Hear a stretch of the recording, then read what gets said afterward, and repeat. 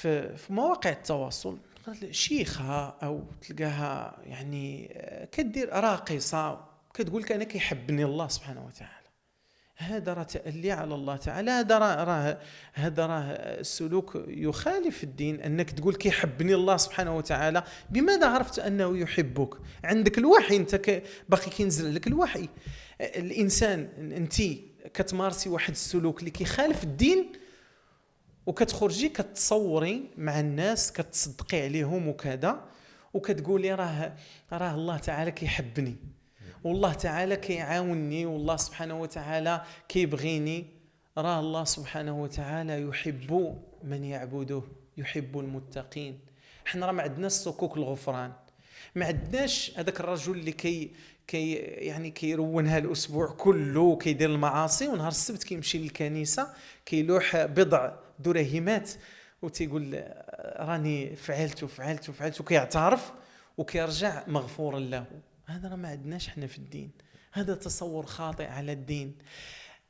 النبي صلى الله عليه وسلم يحكي عن ربه حديثا عظيما: من عاد لي وليا، يقول الله تعالى: من عاد لي وليا فقد آذنته بالحرب، ولا يزال عبدي يتقرب، وما تقرب إلي عبدي بشيء أحب إلي مما افترضته عليه، ولا يزال عبدي يتقرب إلي بالنوافل حتى أحبه، فإذا أحببته كنت سمعه الذي يسمع به، وبصره الذي يبصر به، ويده التي يبطش بها، ورجله التي يمشي بها، ولئن سألني لأعطينه، ولئن استعاذني لأعيذنه. وما ترددت في شيء ترددي في قبض نفس المؤمن يكره الموت وأنا أكره مساءته. هذا الحديث الشق الأول فيه هو: وما تقرب إلي عبدي بشيء أحب إلي مما افترضته عليه. يعني أن الإنسان ينبغي أن يتقرب إلى الله بالفرائض، هي الأولى.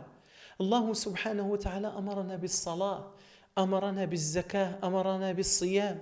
المفهوم الخاطئ ديال التدين عند الناس أنه ما يصليش ونهار الجمعة يمشي يتصدق وكيرجع فرحان تيقول لا راني درت، ولا يدير عمره وهو عنده البار وعنده مشاريع اللي كتخالف الشريعة، وتيقول لك الحاج مسكين كل جمعة تيفرق خبزة وكيمشي للحج وكيمشي للعمرة. هذا راه مفهوم كنسي هذا ديال الدين. هذا الدين احنا عندنا: قل إن صلاتي ونسكي ومحياي لله رب العالمين لا شريك له.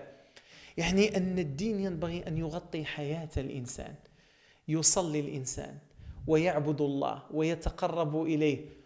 ما كنقولوش احنا ملائكة، لا نصف أنفسنا بالملائكة.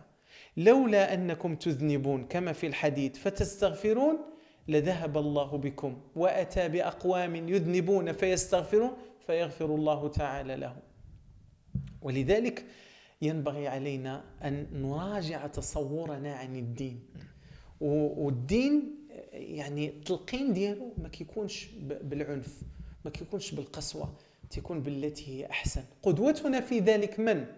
هو رسول الله صلى الله عليه وسلم.